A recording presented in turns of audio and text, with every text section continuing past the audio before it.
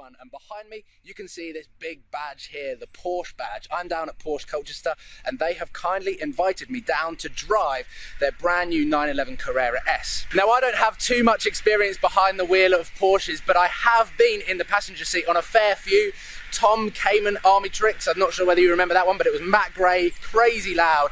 And I also actually tested the Porsche Boxster when I did my first supercar. And funny enough, when I did my first supercar with Premier Velocity, they kept pestering me, go in the Porsche, you'll have the most fun in it.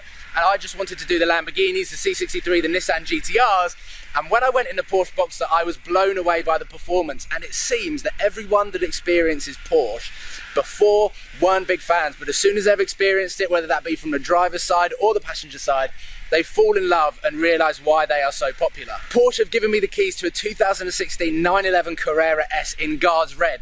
This car has actually appeared on my YouTube channel when Sid drove the car with me in the passenger seat, and I was very, very scared. Today, I'm going to take it a little bit easy. I'm going to be exploring the car, and this video, hopefully, I can start creating a checklist of things that I want to replace the Audi A1. And what better place to start than Porsche? The 911 is arguably the best daily sports car in the world. So I thought, let's test this out, create a checklist, and then work from there.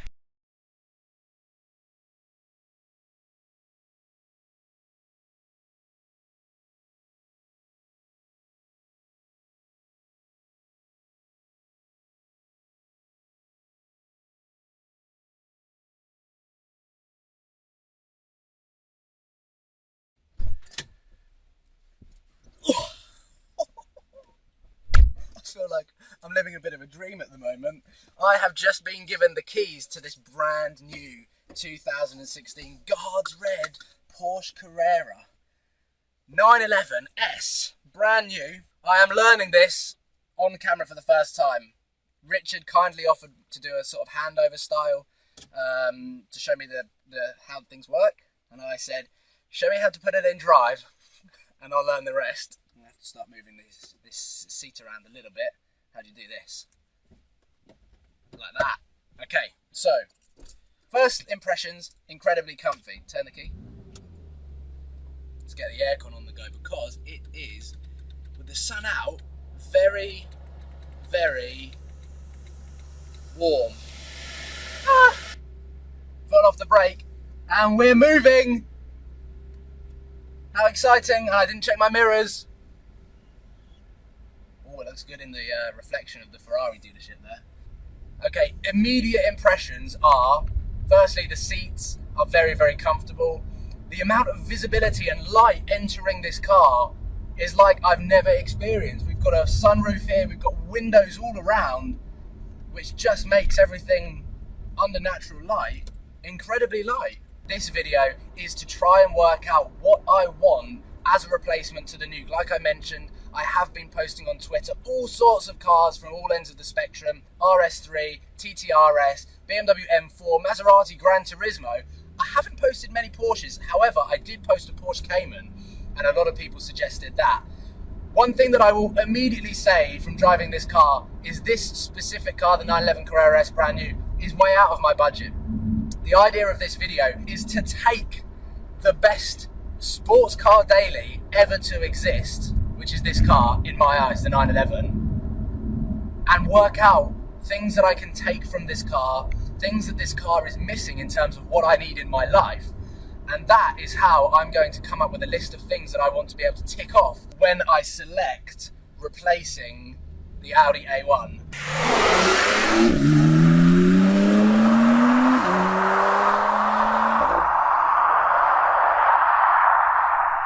There's a nice red F-Type.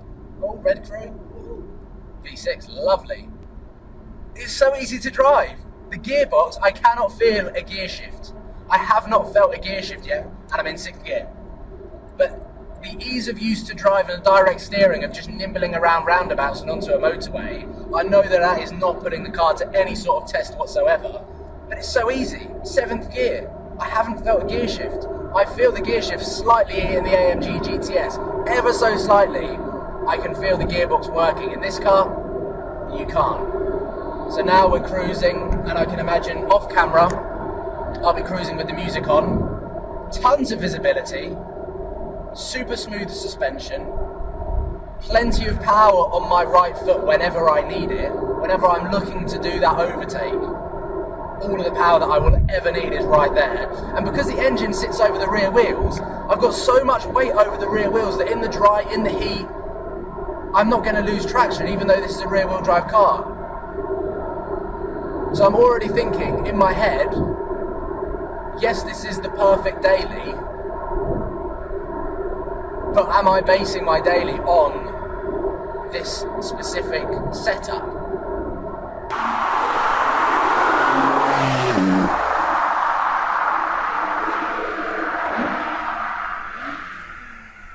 I've just put the car in Sport Plus, and I'm going to put it in manual. Oh, a lot of people interested in the red Porsche. So, let's see how quick this is.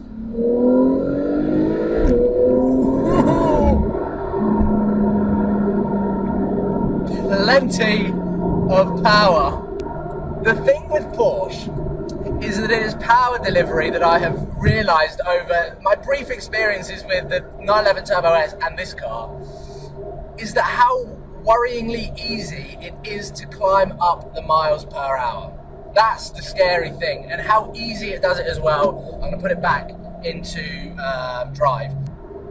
I've just pressed the button that I probably shouldn't have pressed. This button, if I had one negative thing to say about this car, this button needs to be in red with a do not press sign, because going back to some of my pre-existing views on Porsche, thinking that they were quite boring, quite dulled down, and more in the sports car sector than supercar, obviously kind of is the case, still have those same sorts of opinion, but they're a lot more pleasant than I was expecting. However, this button, I was told about this button, I've just pressed it, and it's an experience. So I wanted to put it on camera, that this button is called Sports Response, and is in the same sort of league as NOS.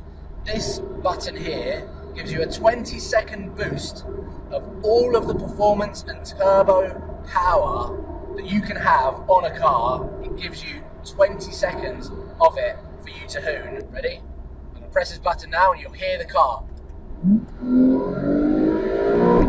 Oh, and the gearbox is proper kicking you there. I felt that gear shift. And, I'll be honest, I can hear the engine. I've got 4 seconds left. 3, 2, 1. Oh. I'm going to press it again. I don't know how many times you can press it at once. This car, in my eyes, is the pinnacle of daily sports car. You can use it every single day. You can probably shove your kids in the back, or your bags, which I've done because I don't have kids. And then you can just cruise around. It is so relaxing and chilled to cruise around it. And then as a driving experience, it's so clinical. The German engineering and the way that this car is put together and the way that it delivers the power, but also the seamlessness of each gear change is incredible. It is an absolute joy to drive, whether you're in the town, whether you're on the motorway. I'm not going to say, well, I am going to say it.